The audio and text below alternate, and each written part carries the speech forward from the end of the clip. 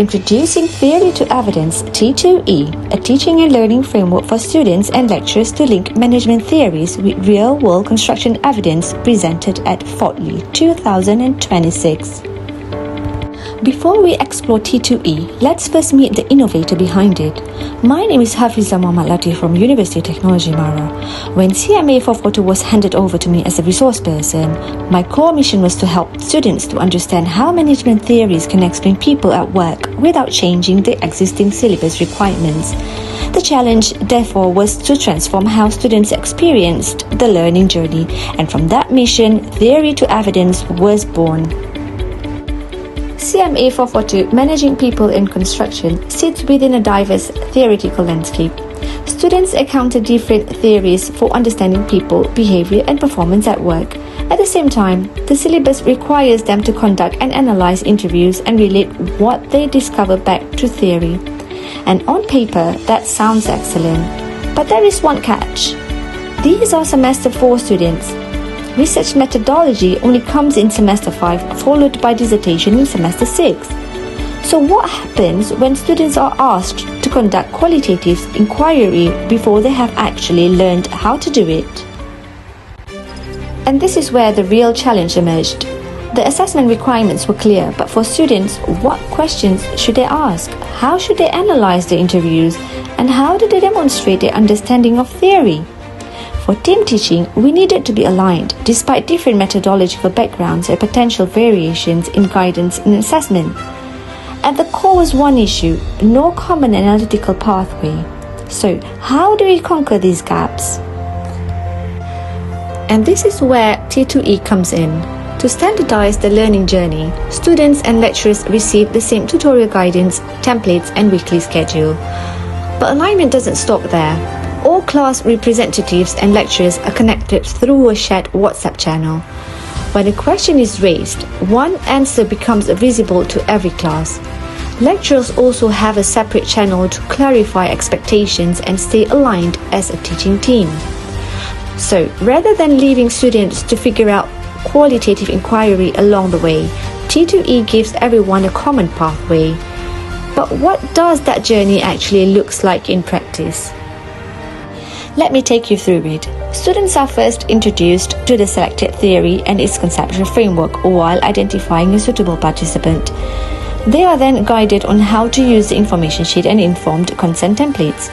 Once ready, they conduct the interview using standardized questions while having to listen, think, and decide when to probe deeper. Next, step-by-step guidance takes them from the original transcript to a cleaned transcript without compromising the participant's original meaning. Then comes the heart of the analytical process. Using the Excel template, they work line by line through the raw evidence before transforming their findings into visual evidence and interpretation. So, students don't simply jump from interview to conclusion. T2E makes the thinking in between visible. And to make this journey more manageable, we bring in technology. Technology is embedded throughout T2E to support the thinking, not replacing it. Google Docs, structured Excel templates, Zotero tutorials, and visualization tools make the learning process more organized and manageable. T2E then goes further by bringing completed analyses into a shared master datasheet, allowing students to compare evidence across interviews and identify collective patterns. So, T2E moves from within interview analysis to cross-interview insight. But did it actually make a difference? The students themselves gave us the answer.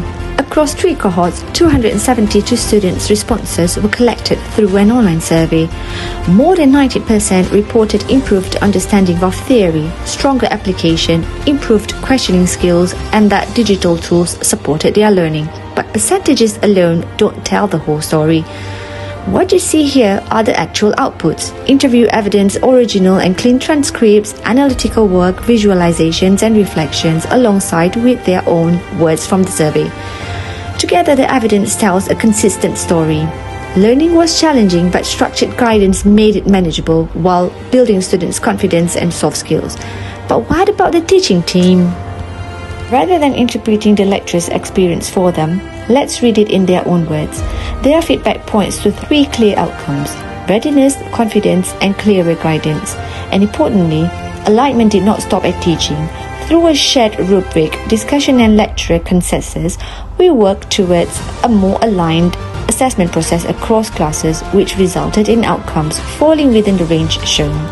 But something else has started happening. T2E was beginning to move beyond CMA for Photo itself. So, where is T2E today and when does it go next? T2E has now been implemented and refined across 3 semesters.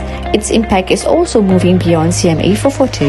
With permission, T2E data were reanalyzed for a CMA 613 undergraduate dissertation, while CPA 776 master students have requested its research templates for their own work.